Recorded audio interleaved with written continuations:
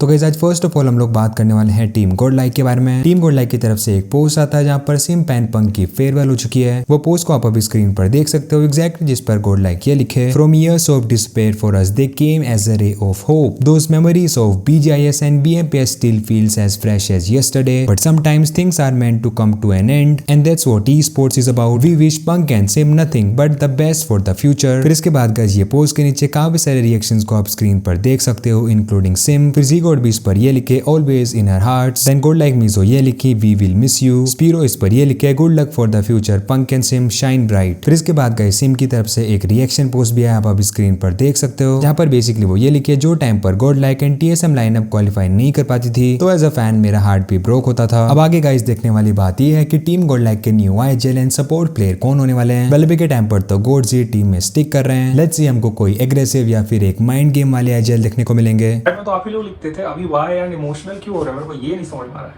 पंक और सिम क्यों? क्योंकि आप लोग बोलते थे चेंजेस आर इंपॉर्टेंट। हाँ मतलब चेंजेस इंपॉर्टेंट है, अब दोनों साइड से देखो, दोनों के लिए अच्छा है। पंक भी अपना नया एक्सप्लोर करेगा, वो लोग भी अपना नया एक्सप्लोर करेगा, दोनों के लिए बेटर है। दोनों खुश रहे भाई जीवन में, दोनों के लिए अच्छा जाए सब कुछ। मतलब देखो अब जो हो गया तो हो गया, मतलब प्यार दिखाना, जो हेट तुम लोग दिए थे ड्यूरिंग इवेंट, बाकी सारी चीज़ें, अब जो अनाउंसमेंट आ चुका है तो उसके बाद भाई लोगों को थोड़ा प्यार दे देना। ये नहीं कि गॉडलाइक का नाम हटा तो आप लोग एकदम समझ रहे हो। पंक किधर जाएगा अभी नो आइडिया। हो सकता है वो स्क्रैच से स्टार्ट करें या फिर कुछ बातचीत हुआ होगा कहीं ना कहीं तो वो भी बात कर लिया होगा। तुम लोगों को क्या लग रहा है कौन न्यू ज्वाइन हो सकता है IGL? Where is Somraj going? 8-bit हटा दिया, VXT लगा दिया, मैंने तो इतना स्टोरी देखा उसका बायो का। एडमिनो will do IGL, impossible bro, impossible, अभी के लिए इम्पॉसिबल। वॉइस ऑल्टिंग ही करेगा, किसके राउंड आया अब करेगा वो तो वक्त बताएगा, बट अभी वो IGLing तो नहीं कर रहा है मेरे अकॉर्डिंग। चार्ट किसी को लगता है कि एडमिनो अभी IGLing करेगा, जो कि वो एक अच्छा असॉल्टर है, अभी तो नहीं IGLing कर रहा है एडमिनो। आई गेस आदि भाई का नाम आते ही सब रोने लगते हैं भाई।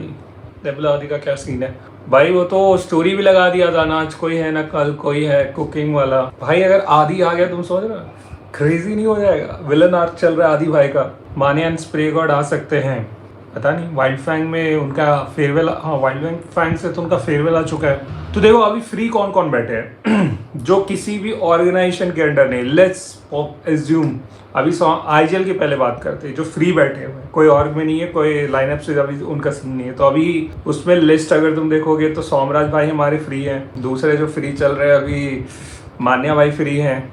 आर्यन लाइनअप तो नहीं छोड़ेगा, वो कहीं नहीं जाएगा। सो शैडो हो गया, मान्या हो गया, सोमराज हो गया, 3 हो गए। और कौन फ्री है? आदि फ्री नहीं है। अब वो कुकिंग वाला सीन मेरे को नहीं पता, बट अभी तो वो एक और के अंडर है। सेंसे भी फ्री है, 4 हो गए हमारे पास। फिर अपना वेनम भी तो फ्री है ना, मेडल ई-स्पोर्ट्स से उनका फेयरवेल हो गया था, वेनम भी फ्री है, क्योंकि भाई उनको अपना लाइनअप तो फाइनल करना पड़ेगा ना बहुत जल्दी। ओरंगुटन, केनाइन, सोल और ट्रू रेपर्स, मान लो ये 4 टीम्स कंटेंशन में हैं, तो थर्ड टीम को नहीं आने दी। थर्ड कौन सी थी? सोल को नहीं आने देंगे कुछ तो। लास्ट टाइम नहीं, देखो लास्ट टाइम हमने उनको मतलब जैसे BGMS में उनको टारगेट नहीं किया था ना, हमारी ड्रॉप था, ठीक है। और वो लोग आके स्ट्रीम पे बोलते हैं कि हम ऐसी टीम नहीं है जो दूसरों को गिरा के खुश हो जाए करके, दूसरों को जीतने नहीं दे, मतलब कि कोई अच्छा कर रहा है तो उसको करने। भाई हमारा ड्रॉप है, हम तो उतरेंगे, तुम समझदार हो, तुम कहीं और जाओ। पर इस बार मौका मिलेगा तो 100% गिराएंगे। 8-bit should not disband whole team because Somraj जैसा IGL जल्दी नहीं मिलता है and Soul Boys played well and best of luck for BMIC। यार मतलब जो मार्केट में चीजें चलती है ना, उससे टीम के परफॉर्मेंस में बहुत इम्पैक्ट पड़ता है। और हमारी BGMI कम्युनिटी इतनी छोटी है ना कि घूम फिर के बात एक दूसरे को कैसे ना कैसा पता चल ही जाता है। तो प्रॉब्लम एक टीम के परफॉर्मेंस में वहीं आ जाती है जहां घूम फिर कर जो बातें हैं ना वो प्लेयर्स को खुद ही सुनाई दे जाती है कि अरे मेरे बारे में तो ऐसी ऐसी बातें चल रही हैं। तो आधी चीजें तो वहीं खराब हो जाती है। तो मेरे हिसाब से ये वो एक बड़ा कारण है जहां पर थोड़ा सोचना होगा। अगर कुछ चलता भी है किसी टीम के अंदर तो आई फील वो टीम के अंदर ही रहनी चाहिए और वो कभी बाहर नहीं जानी चाहिए। आपने कहा था गॉडलाइक इजी क्वालिफाई हो जाएगी, अरे तो मुझे थोड़ी ना पता था कि 6 मैचेस में 13 पॉइंट्स निकालेंगे। मुझे थोड़ी ना पता था कि भाई लड़ाई हो रही होगी तो सिंप वो 4 कोस दूर जाके गाड़ी रोकेगा, उधर से कवर फायर देगा अपनी टीम को। ये सब थोड़ी ना पता होता है।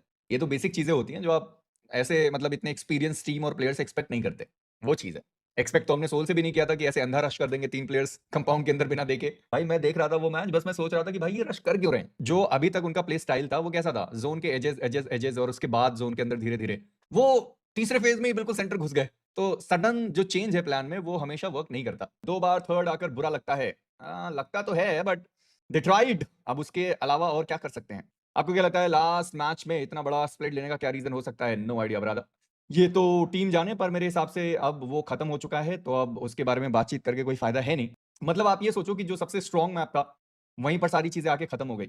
तो ये एक जीवन की सीख है, जो आपको लगता है कि नहीं हम यहाँ तो बहुत बढ़िया करते आए हैं और हमेशा कर लेंगे, कभी भी चेंज हो सकता है। तो वैसा लेकर ना चलें। जो सबसे खराब मैच था एरांगल का, उसमें टॉप पर बैठे हैं वो। जो स्प्लिट उन्होंने लिया बैक टू बैक 2 मिरामार में, कुछ सोच कर ही लिया होगा, ऑब्वियस से रीजंस हैं। अगर वो रोंडो में इतने पॉइंट्स निकाल सकते हैं जहां पर 2 मैच में 9 पॉइंट्स थे, वहां एक सिंगल मैच में वो टीम अगर 12 फिनिश निकाल सकती है, तो कौन से नर्व्स की आप बात कर रहे हो मुझे नहीं पता। सोचो एरांगल जिसमें सबसे कम पॉइंट्स आए थे पूरे बीएमएसजी में, वहां पर वो टॉप पर है, तो अभी सब सही हो गया कि नहीं नहीं हाँ एरांगल बढ़िया हो गया। मेरा मान में उन्होंने कोशिश करी, नहीं हुआ तो नहीं हुआ। ये जस्ट एक टीम सोल की बात नहीं है। अभी बहुत सारे लोग होंगे तू ऐसे ड्यूएल का है तो तू सोल के लिए तो बोलेगा ही अच्छा अच्छा, नहीं मैं बाकी सारी टीम्स के लिए कह रहा हूँ कि भाई सबने अपना बेस्ट दिया है, सबने अपनी कोशिश करी है, ये उनका करियर है, ठीक है, ये उनका करियर है, याद रखो ये उनका करियर है। कोई भी लाइटली खेलने के लिए नहीं बैठा है, सबको पैसे कमाने हैं, सबको अपना करियर आगे बढ़ाना है, सब अपना बेस्ट दे रहे हैं। मतलब हेक्टर का एक्चुअली में मेरे को समझ में नहीं आया कि वो खेलना किस तरीके से चाहते थे। मतलब वो एक होता है ना कि आप कोशिश करते हो कि नहीं भाई हमें बढ़िया करना है, मे बी उनकी तरफ से वो कोशिश रही हो, पर एज अ थर्ड पर्सन जब आप देखते हैं तो वो कोशिश दिखाई भी नहीं दी कि भाई वो कुछ करना चाहते हैं, वैसा सीन था। निंजा जॉर्ड भाई तो गायब हो गए, मतलब एलिमिनेशन हुआ था उसके बाद से, तो अभी थोड़ा ब्रेक पे है। होपफुली उसका भी बाउंस बैक रहे। कहाँ जाएगा निंजा जॉर्ड, ये भी एक बहुत बड़ा सवाल है। सो गाइस बहुत लोग बोल रहे हैं अपडेट टीम का, तो हम सब अलग अलग हो चुके हैं। मतलब निंजा जॉर्ड अलग हो चुका है, शैडो अलग हो चुका है, सारंग अलग हो चुका है, मतलब सारे प्लेयर्स अलग अलग हो चुके हैं, ठीक है। मेरे सारे भाई लोग को ऑल द बेस्ट उनका न्यू लाइनअप और फ्यूचर के लिए। निंजा जॉर्ड बोल रहा है अपने सारे प्लेयर्स के लिए फिलहाल सर्चिंग फॉर अ लाइनअप।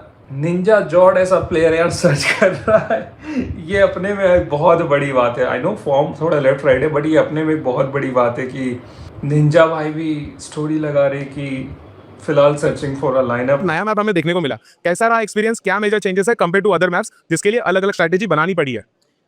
तो सैनो बोल रहा हूँ, सैनो का रिप्लेसमेंट लाइक रोंडो से बहुत मेरे हिसाब से मतलब हमें बहुत एडवांटेज मिला, क्योंकि उसमें हम लोग फेयर फाइट ले सकते हैं, हमें इन्फो के बेसिस पे खेल सकते हैं। अब सैनो में कैसे अगर एक पर्दे के पीछे 4 बंदे बैठे होंगे तो कुछ कह नहीं सकते, तो मेरे हिसाब से तो बेस्ट है। और ग्लूकोज स्टेज पे भी तो एक तरह से हमें एडवांटेज ही है। मतलब ठीक है, ऐसा चेंज ज़रूरी है हर चीज़ में।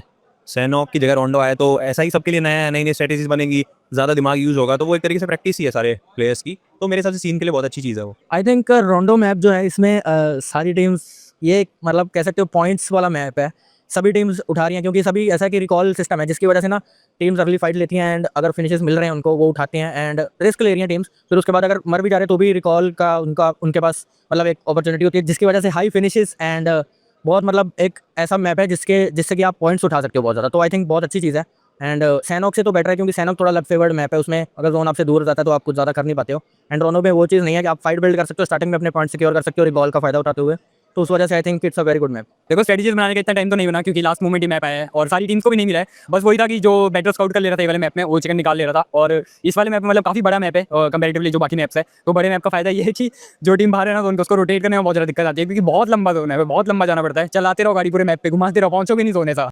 तो वही है, ऐसा कुछ अलग से स्ट्रेटेजी तो शायद किसी को टाइम नहीं मिला तैयार करने के लिए, लेकिन हम लोगों के राउंडो जितने भी गए सारे अच्छे गए, मैक्सिमम से टॉप 5 निकाले, और बाकी वही अच्छा स्काउट करके तो राउंडो भी अच्छे चल जाएगा। एक चीज़ होता हूँ, जब एसजी से बाहर हुए थे हम सब रो रहे थे, ठीक है, पूरी टीम रो रही थी हम, और सेंसे भी खुद रो रहा था। उसके लिए बहुत बहुत बड़ा सेटबैक है ये एमएसजी से बाहर होना। वापस से उसने स्टार्ट किया था गाइस, एकदम फोकस, ध्यान देना पूरा गेम पे, बहुत बहुत अच्छे से, मतलब फोकस उसने वापस स्टार्ट किया था, सब कुछ अच्छे से प्रॉपर कर रहा था वो, पर बहुत अनएक्सपेक्टेड बाहर हो गए। रो रहा था भाई, वो सच्ची बता रहा हूँ, उसको देख के मेरे को आंसू आए थे, झूठ नहीं बोल रहा मैं तो मतलब बहुत होल्ड किया था, मैंने अपना ट्राई किया था कि ना रो, और जब सेंसे को रोता देखा था ना मैंने, मेरे को भी आंसू आए थे। पंका एजियन देखो, कोई और है ये यार, क्या बात कर रहे हो। पंका ये बेस्ट फ्रेंड है स्कल, जाके देखो उसके ब्रॉडकास्ट में भी एडमिन है स्कल, जाके देखो। कौन सी और गई? अबे तुमको VR1 का नहीं पता? क्या बंदे हो भाई तुम, नहीं पता? तो गाइज जब पंक फेमस ही इंडिया को वो कोरियन वर्जन से हुआ था, जब वो VR1 में खेलता था, उसने बहुत तगड़े क्लचेस मारे थे उस टाइम कोरियन वर्जन पे भाई। स्मोक में 1v4 कर दिया, इसको 1v4 कर दिया, ऐसा उस टाइम क्लच मशीन था पंक, जहाँ से वो पूरा फेमस हुआ।